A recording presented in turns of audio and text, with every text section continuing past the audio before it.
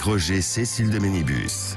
9h27, vous pouvez nous appeler 0826 300 300 si vous avez envie de partager ce débat avec Jad Zahab. Bonjour, merci d'être avec nous. Vous êtes essayiste, diplômé de l'école des affaires publiques de Sciences Po, militant associatif, engagé depuis plusieurs années en faveur de la valorisation de la participation des jeunes à la vie politique française. Et pour ce livre, Retrouver la République face à la crise des consentements, aux éditions du Cherche Midi. Oui, comment les citoyens peuvent reprendre un peu le pouvoir, hein, c'est ce que vous dites et vous analysez aussi à travers le mouvement des Gilets jaunes et bien d'autres actions. Juste par curiosité aussi pour les auditeurs qui nous écoutent, et vous le détaillez en fait dans ce livre, vous vous appelez Jad, hein, vous êtes d'origine libanaise, et Jad, ce n'est pas forcément facile à porter quand on est un homme, quoi, ici, quoi, non? En France, quand vous vous appelez Jad, d'abord bonjour à tous les auditeurs, on vous dit souvent Madame Zahab, et c'est vrai que c'est un peu, j'en parle dans le livre, d'ailleurs ça a été un peu un cheminement tout au long de mon enfance sur comment est-ce que quand on a un prénom, et c'est un débat très actuel dans la société, qui n'est pas a priori entre guillemets franco-français, comment on peut se construire dans une double culture, dans une double identité, et en étant pleinement français. Aujourd'hui, je suis complètement, je me sens entièrement appartenir à la société française. Mais vous avez eu beaucoup de difficultés quand vous étiez enfant, plus jeune, quoi, à travers. Difficultés, non, mais en tout cas questionnement sur, mais finalement d'où est-ce que je viens, est-ce que je suis d'ici, est-ce que je suis de là-bas. Quand je suis ici, on me renvoie à là-bas, et quand je suis de là-bas, on me dit en fait tu viens de, tu es français, t'es pas libanais, puisque j'y allais souvent les étés, et c'est une question que beaucoup de jeunes se posent, puisqu'il y a en France des jeunes qui sont issus d'immigration, qui sont nés ici, et certains ne parlent même pas la langue de leurs parents, la langue arabe. Quand ils vont en Algérie, au Maroc ou en Tunisie, on leur dit mais non, toi t'es pas d'ici, t'es français, et ici on leur renvoie leur identité, et donc c'est un peu un questionnement sur tout ça qui m'a animé quand j'étais enfant. Maintenant je suis fier de m'appeler Jad et d'avoir une double culture qui m'a construit, et finalement on est beaucoup plus nombreux qu'on le croit en France à être dans ce cas-là, et c'est ça qui fait la force de notre société. Vous parlez d'un racisme bienveillant, en fait, c'est-à-dire que qu'on vous renvoie systématiquement à vos origines. Lorsque vous venez à l'école, forcément vous venez avec des produits, en tout cas des plats typiques de votre pays d'origine. Est-ce que vous l'avez subi justement? Est-ce que le mot racisme, même s'il y a marqué, il y a stipulé bienveillant derrière, est pas un peu fort? Alors je parle d'ailleurs de racisme passif à intention bienveillante, parce que c'est pas quelque chose qui est volontaire, c'est très inconscient, et je crois qu'il y a dans notre pays ce que j'appelle même une assignation aux origines. Elle est inconsciente, elle n'est pas nécessairement volontaire, mais quand vous cherchez un logement, et d'ailleurs le défenseur des droits le dit, quand vous vous appelez Mohamed, ou quand vous venez d'un quartier qu'on appelle des banlieues, vous avez significativement moins de chances d'accéder à un logement ou de trouver un emploi.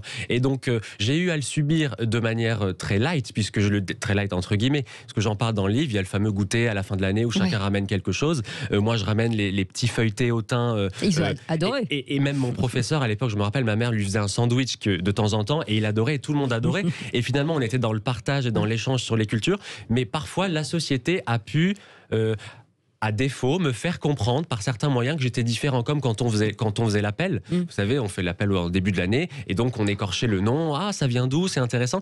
Et donc quand on a un prénom breton, on ne dit pas j'adore les crêpes bretonnes. Bon, moi, mais on me disait souvent j'adore le houmous. Bon, c'est le fameux houmous que tout le monde adore, qu'on va bientôt déguster en terrasse.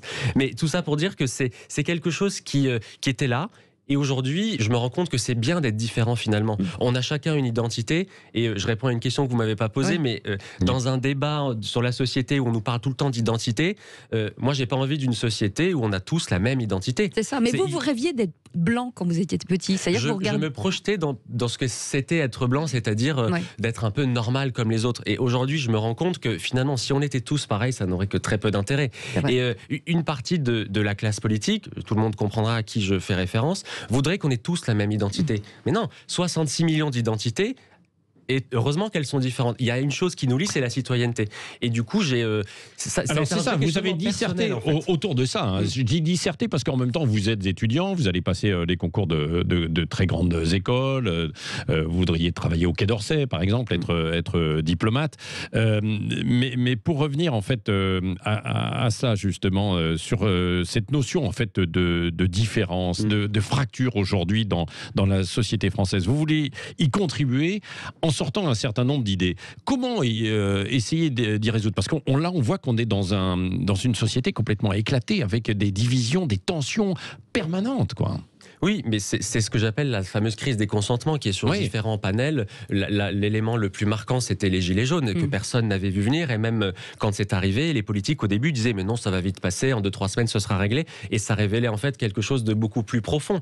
Et l'idée de ce livre, c'est que c'est le livre d'un citoyen. C'est pas le livre d'un politique, c'est pas le livre de quelqu'un qui va être candidat à quoi que ce soit. C'est un citoyen qui réfléchit. Vous l'avez dit, j'étais engagé dans des associations et je le suis toujours. Et il y a un débat qui va s'ouvrir, qui peut-être même d'ailleurs s'est déjà ouvert sur la présidentielle.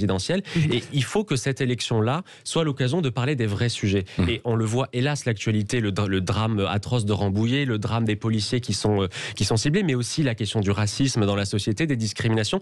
Les politiques ont une responsabilité, ils doivent voir. En fait, le livre n'est pas révolutionnaire, dans le sens où vous n'allez pas découvrir des choses complètement inédites.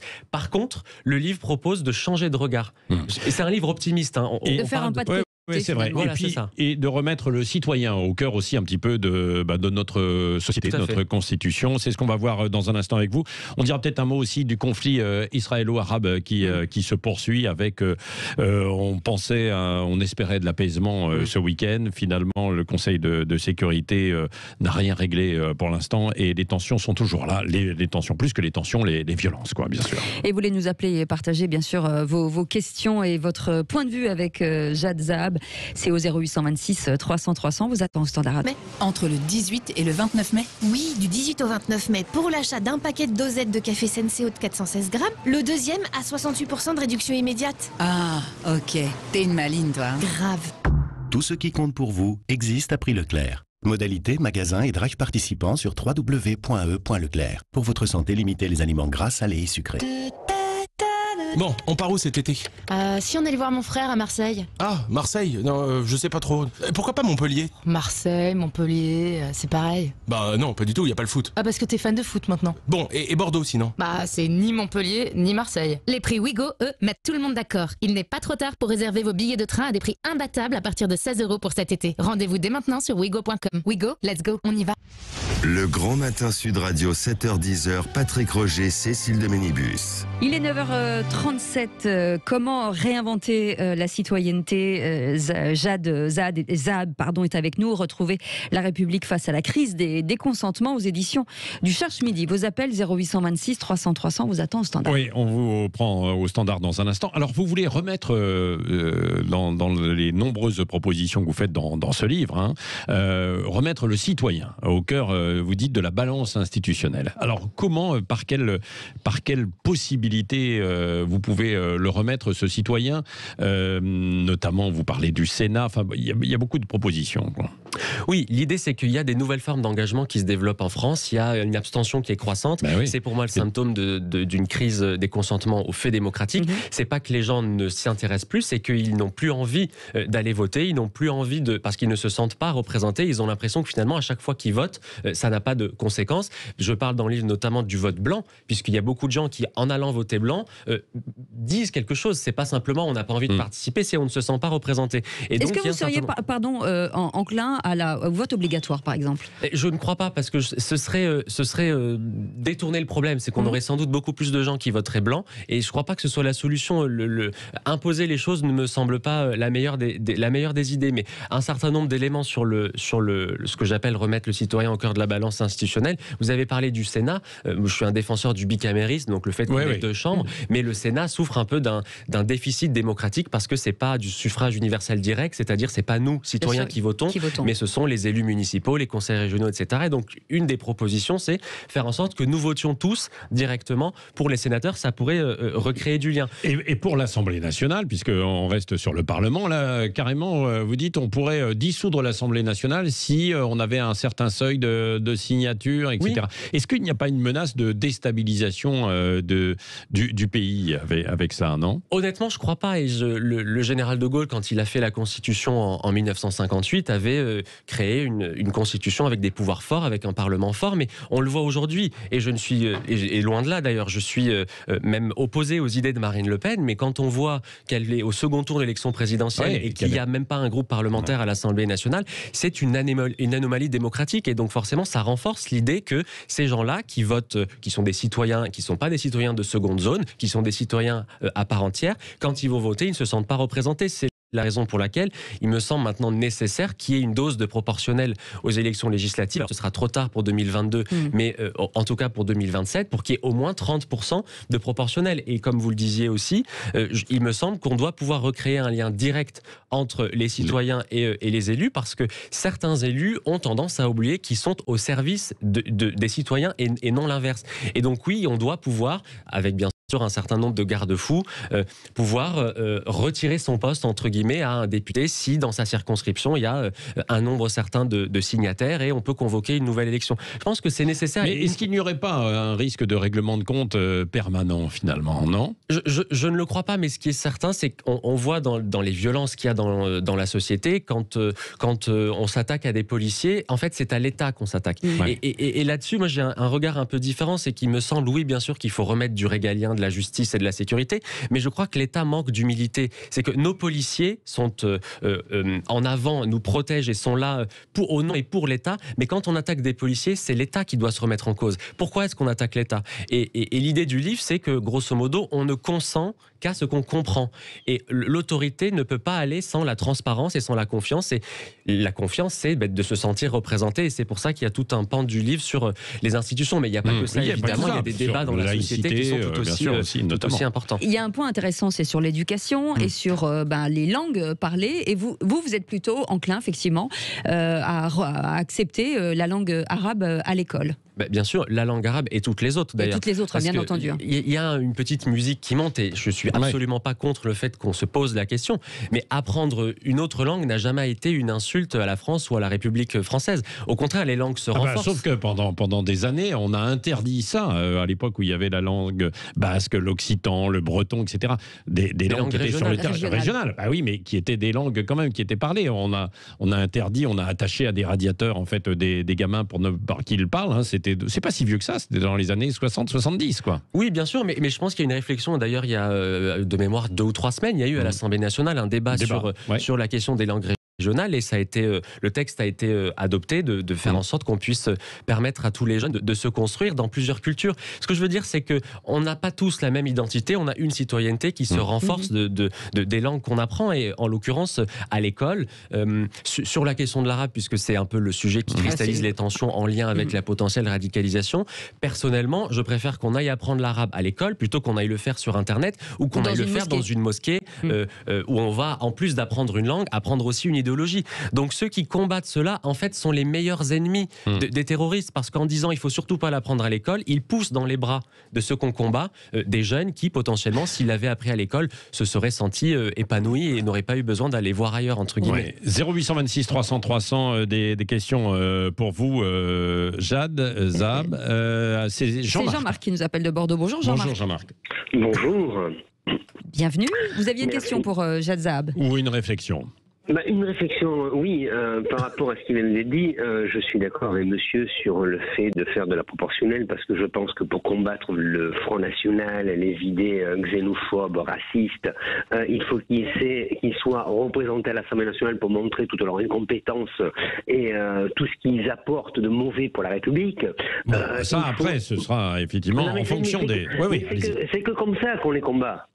C'est pas en les expulsant du domaine démocratique et des élus qu'on peut les combattre, puisqu'au final ils ne sont pas élus et on ne les combat pas. Donc il faut qu'ils soient à la proportionnelle. Le fait de la proportionnelle, c'est justement de représenter les gens. Mais quand on vote pour des gens mais qu'on ne sait pas ce qu'ils vont faire quand ils seront élus, on continue à voter pour eux. Voilà, première chose. Maintenant où je ne suis pas d'accord, c'est tout ce qui est sur la représentativité du peuple, par le peuple, pour le peuple, c'est-à-dire, on l'a vu avec les Gilets jaunes, on a eu des milliers de gens dans la rue, le seul problème c'est qu'il y avait des milliers de gens et il y avait une idée par personne. Ça faisait 1000 idées. Donc le problème de dire qu'il faut que les gens reprennent le pouvoir avec, par exemple, les élus qui sont mauvais élus parce qu'ils auraient tapé dans la caisse et que ça nous plaît pas, donc on va faire une pétition. N'oublions jamais que les gens qui ont été élus, je prends Balkany, pour exemple précis, il a été élu, réélu, par qui ? Par ses concitoyens de Levallois-Perret. Donc le problème, il est là aussi, c'est qu'en fait, on est tous à ne pas vouloir aller voter, mais tous les élus qui ont été réélus, ils n'ont pas braqué l'élection, ils ont été élus dans les urnes. Voilà, donc et je pense qu'il y a une grosse réflexion par rapport à cela. Maintenant, sur la question, est-ce que justement ce ne sont pas les politiques eux-mêmes qui ont détruit la représentativité du peuple pour le peuple, parce qu'en fait, ils ne veulent le pouvoir que pour le pouvoir et pour eux-mêmes. Et non pas pour les autres. Parce que si on regarde, il expliquait très bien, j'ai 46 ans, moi je me souviens, quand on était à l'école, on avait nos petits copains, voilà, j'avais des Sénégalais, j'avais des gens de l'Afrique qui amenaient, voilà, des gâteaux et compagnie. Mais c'était pas raciste, quoi, de leur demander, ah mais t'arrives d'où? Ouais. Ben, c'était génial. Ouais. Alors qu'aujourd'hui, vous imaginez de dire aujourd'hui que parce qu'on va demander à un petit garçon à l'école, ah ben tiens, t'es de quel pays? Ah ben je suis du Maroc, ah ben oui. Ah mais c'est raciste, disons, pourquoi tu lui demandes où il est? Puisqu'il disait, monsieur, on demande un peu à un breton les crêpes si elles sont bonnes. Mais parce qu'en fait c'est notre pays, donc en fait on s'en fout un peu.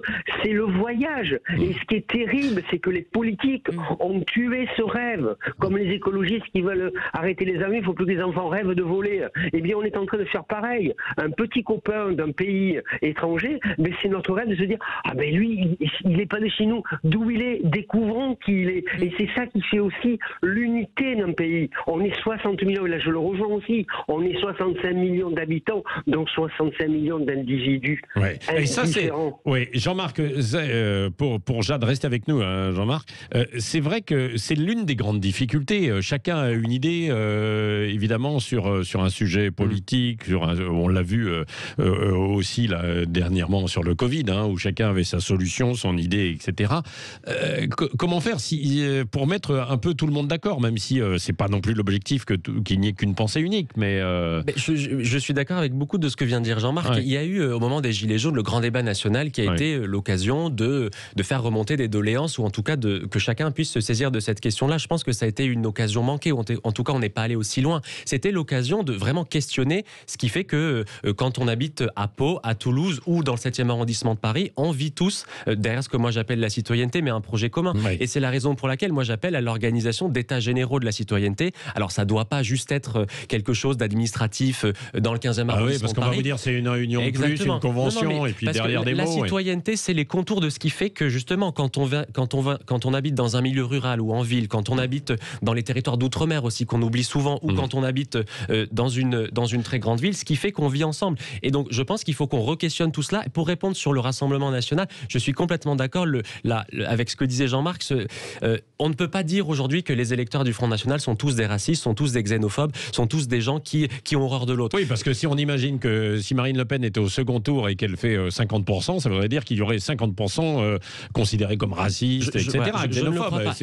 Il y a un terreau d'idéologie. Bien sûr, il y a l'idéologie de Marine Le Pen est une idéologie qui prône le renfermement. Mais si vous voulez comparer à ce qui s'est passé aux États-Unis avec Donald Trump, les gens qui votent pour Marine Le Pen et pour Donald Trump ne sont pas fondamentalement des racistes. Il y en a. Ce sont des gens qui ont peur de la mondialisation, peur du fait que on leur dit toute la journée que les frontières sont ouvertes et qu'ils sont envahis, peur aussi du déclin. C'est souvent les campagnes qui ont voté pour Trump. Oui, et c'est ce que j'appelle la crise des consentements. Ouais. Tant qu'on ne répond pas à ce qui fait, tant qu'on ne remet pas du lien dans la société, ces gens qui se sentent oubliés, eh bien c'est un peu un cri d'alerte qui pousse. Et il ne faut pas le minimiser. Il y a une idéologie. Moi, je combats Marine Le Pen matin, midi et soir parce que ses idées sont mauvaises c'est mon avis, pour la société. Mais si on combat le Rassemblement national en disant non, ils sont pas républicains, donc on leur parle pas, on ne fait que les renforcer. Ouais. Comment justement, on l'a vu tout à l'heure là, vous disiez tout à l'heure que vous étiez régulièrement assigné à vos origines à l'école.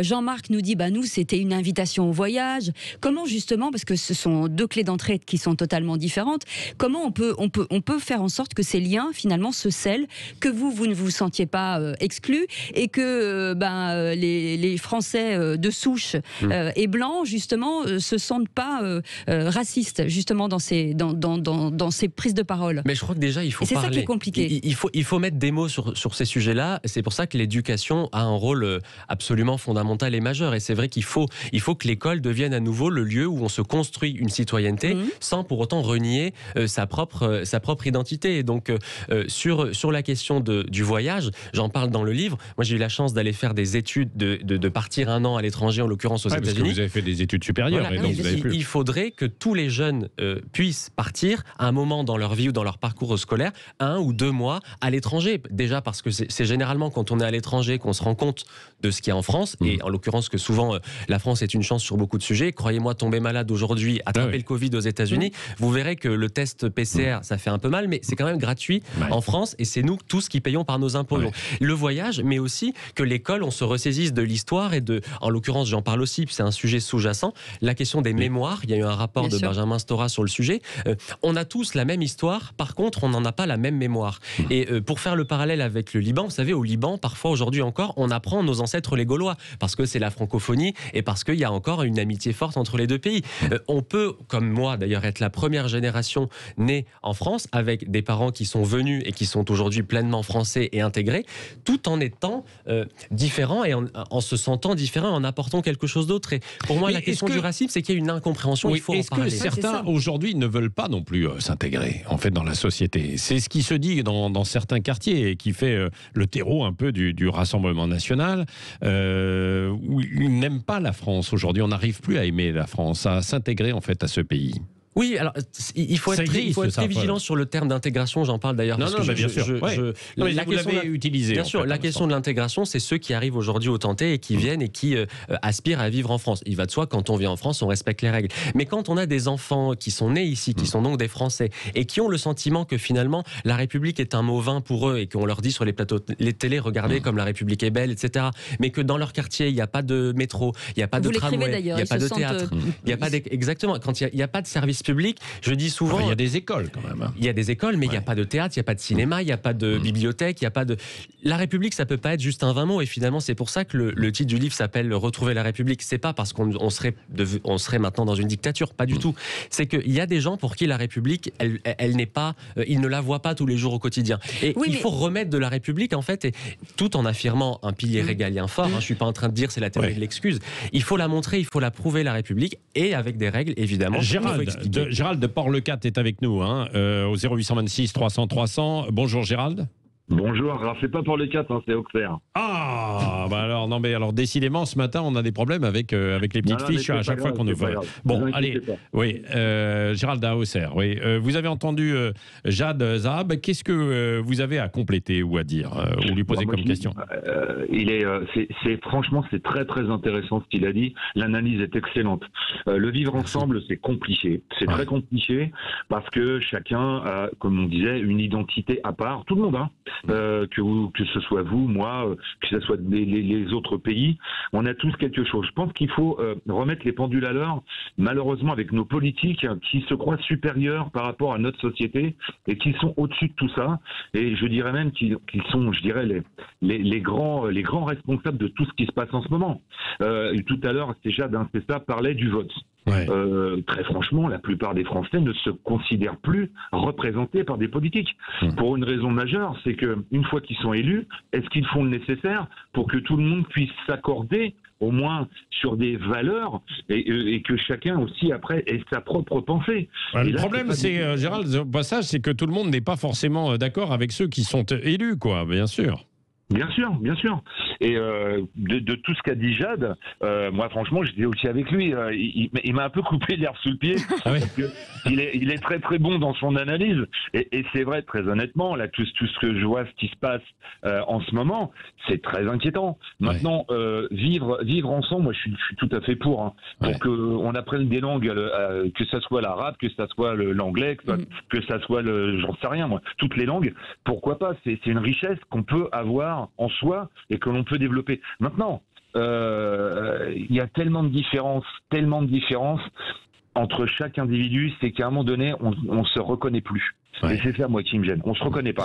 Et vous savez, ça remonte à très très loin. On parlait du racisme. Il y a le racisme passif. Il y a, là, quand j'entends la souche, vous savez, moi, j'ai du sang belge, j'ai du sang russe et du sang autrichien. Moi, je me considère pas comme un Français pur et dur. Je considère que c'est toute une richesse d'avoir tout ce sang en moi, qui est un mélange de culture, je dirais d'idées, et ça peut être intéressant. Mais on peut voir aussi pourquoi on a parqué des gens comme des animaux dans des cités? Pourquoi on a créé des banlieues qui, à un moment donné, ont amené quoi, comme disait Jade? Il n'y a rien dans les banlieues. Vous levez le matin, c'est du béton à 200 km. Non, mais alors, sans doute, vous avez raison. Sauf qu'il faut revenir aussi quand même dans les années 50, 60, où il n'y avait pas de logement. Et donc, on a créé quand même à la va-vite pour ces gens aussi qui, pour certains, c'était imposé. Pour d'autres, au contraire, c'était un peu le paradis parce qu'il y avait des appartements qui étaient assez confortables. Il y avait en fait une salle de bain. Il n'y avait pas de salle de bain en fait à l'époque. Alors je suis d'accord avec ce que Gérald vient de dire. Il faut rappeler que c'était Valéry Giscard d'Estaing qui, en 1974, a décidé d'ouvrir les frontières parce qu'il fallait reconstruire la France post-Seconde Guerre mondiale. Ce sont des gens qui sont venus pour construire, et c'est vrai qu'aujourd'hui, et d'ailleurs dans le livre, il y a une proposition qui fera peut-être débat. Moi, je propose qu'à horizon de 20 ans, on ait supprimé toutes les tours HLM, toutes les tours, ces grands ensembles, et qu'on ait reconstruit la ville, parce qu'il faut repenser aussi la ville. Je lisais une étude hier où on voyait avec des couleurs les quartiers dans lesquels il n'y avait pas de services publics, et une forte concentration de gens issus de la diversité, comme on dit, et c'était souvent ces quartiers-là. Je suis complètement d'accord avec ce qu'a dit Gérald, et je dis à Gérald, l'étape d'après, c'est que personne autre que vous n'est légitime à défendre vos idées, donc allez, présentez-vous à des élections. Il rappelait le déficit démocratique. Au second tour des élections législatives en 2017, il y a plus de 50% d'abstention. Ça veut dire qu'on a élu une Assemblée nationale qui est 100% légitime, parce que ce sont les règles démocratiques, avec plus de la moitié des gens qui ne sont pas allés voter. Ça pose et les autres question. qui ne sont pas forcément représentés, comme vous l'avez dit tout à l'heure, parce qu'il n'y a pas la proportionnelle. Exactement. Merci en tout cas, Jade, pour ce livre. Il y a plein de choses. Oui, bien sûr, comme par exemple des impôts pour tout le monde, même 1 euro symbolique, etc. Et puis des tranches un petit peu plus élevées également pour ceux qui gagnent plus. L'impôt sur le revenu, mais on paye tous l'impôt tous les jours sans s'en rendre compte. Non, la TVA. Mais vous insistez, bien sûr. Mais l'impôt sur le revenu. Merci d'ailleurs, faites votre déclaration, c'est en ce moment. Retrouver la République face à la crise des consentements, réinventons la citoyenneté. Jade Zab est avec nous ce matin et aux éditions du Cherche Midi. Quelque chose me dit qu'il fera de la politique un jour. Peut-être. Il dit non, il s'en défend, mais probablement. Ça sent le présidentiel, moi je vous le dis. Restez avec nous, c'est Grand Matin Sud Radio. Et dans un instant, c'est Valérie Expert qui sera avec vous. Et avec Laurent Ruquier. Voilà. Pour son livre. Finement con. Ah, ça, c'est du titre. Oui. Mais il a toujours eu le sens de la titraille, notre ami Laurent Ruquier. On le salue. Il sera avec vous dans un instant. Et on vous retrouve.